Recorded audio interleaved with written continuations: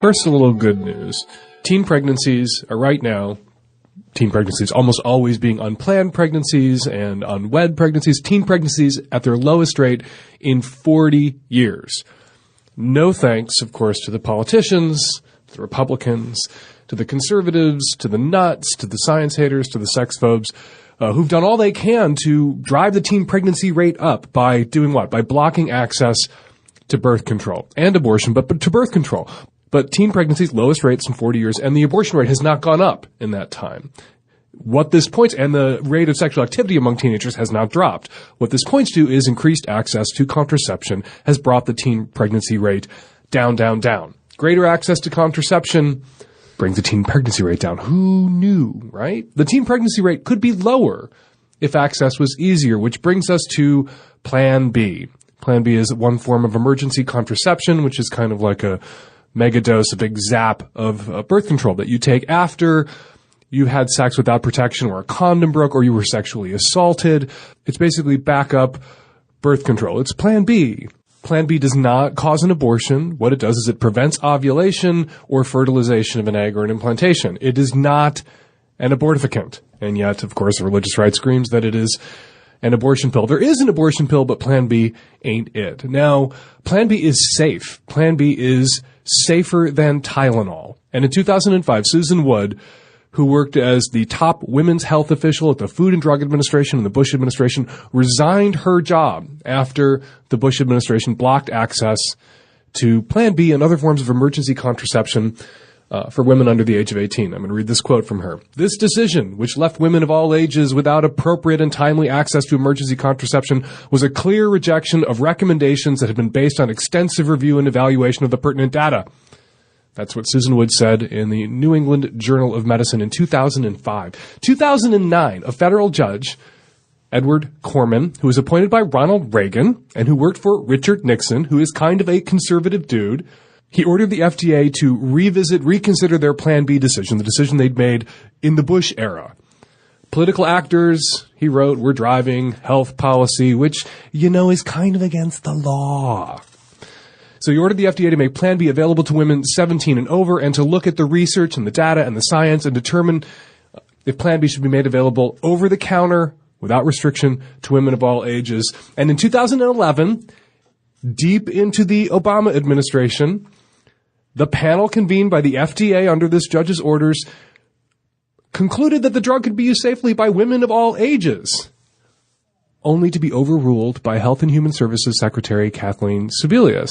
And the 18 and over restriction stayed in place. That same federal judge 3 weeks ago ruled that Sebelius's move was, and I'm quoting here, arbitrary, capricious, and unreasonable, politically motivated, scientifically unjustified, and contrary to agency precedent, and ordered Plan B to be made available to women of all ages without restriction, not behind the counter. You shouldn't have to ask the pharmacist. People were having Plan B. This is the way Plan B works.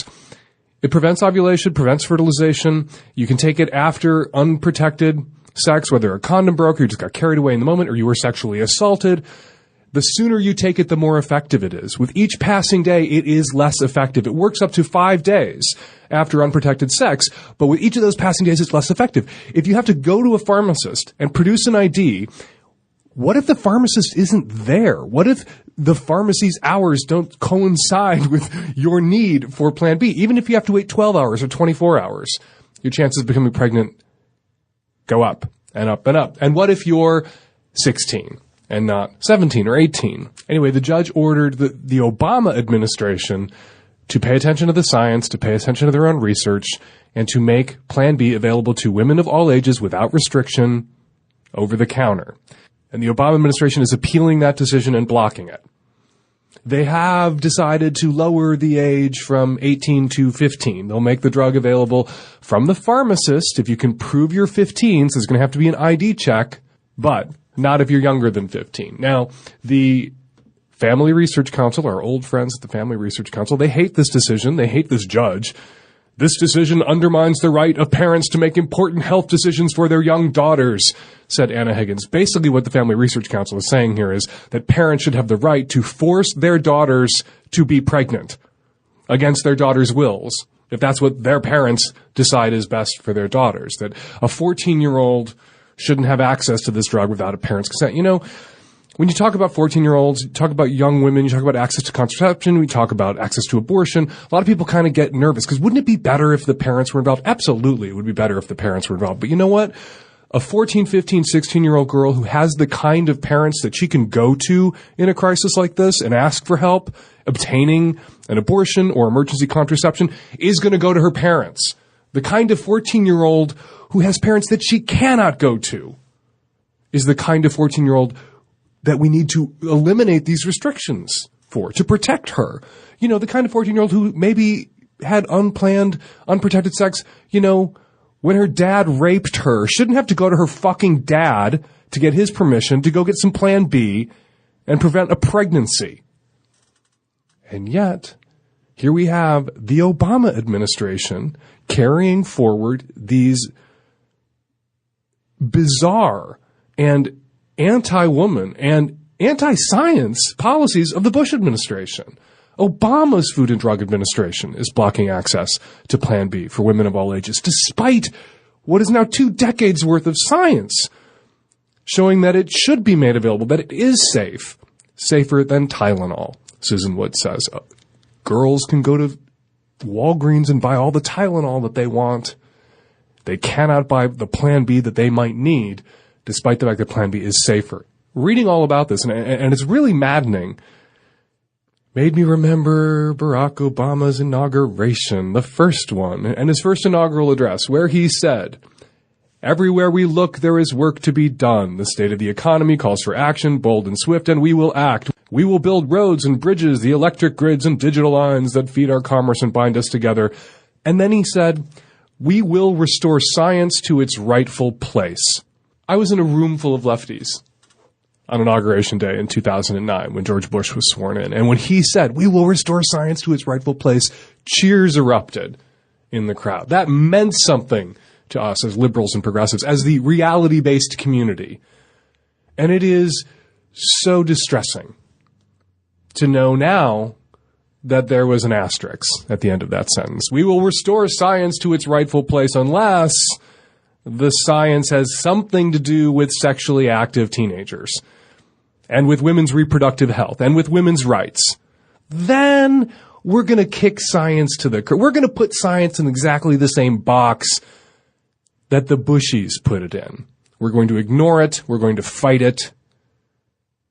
And women are going to suffer. And 14 and 15-year-old girls who should have access to this drug won't. Because ... I have no idea why. Except fear of teen sexuality, fear of female sexuality, a misplaced reverence for the way families ought to work. Yes, families ought to be healthy, and parents ought to be loving and supportive. And a parent with a child who had an unprotected sexual encounter, yeah, that child should have the kind of parent that child can go to and talk to about that and get their love and support. But not every child has that. And the children who are going to suffer for lack of access to Plan B are the children who are already suffering with shitty fucking parents. And this decision will do nothing to protect them and only compound their suffering and their misery and only make them more vulnerable. And this isn't the Bush administration we're talking about. This isn't the Bush administration carrying water for the Family Research Council and punishing women, punishing girls for being sexually active or sexually victimized. This is the Obama administration doing it. And it is appalling.